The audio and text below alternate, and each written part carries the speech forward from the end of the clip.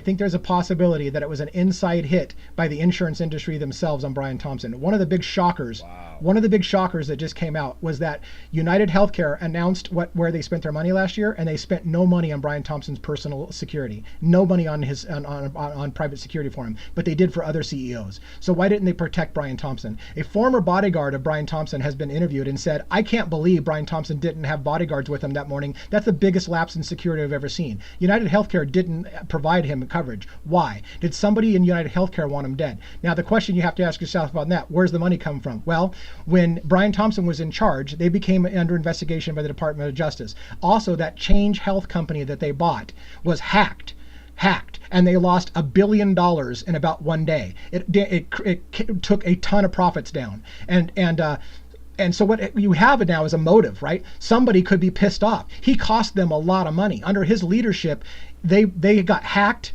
They were under investigation. And there's a speculation. Brian Thompson and Andrew Whitty were set to still testify before the Department of Justice about what exactly happened. Was Brian Thompson going to open his mouth about something? And so if that's the case, did somebody within the industry shut him up so he can't talk about the money? Because they lost $1 billion at least. 1.2 or 1.6 billion was the last number I heard.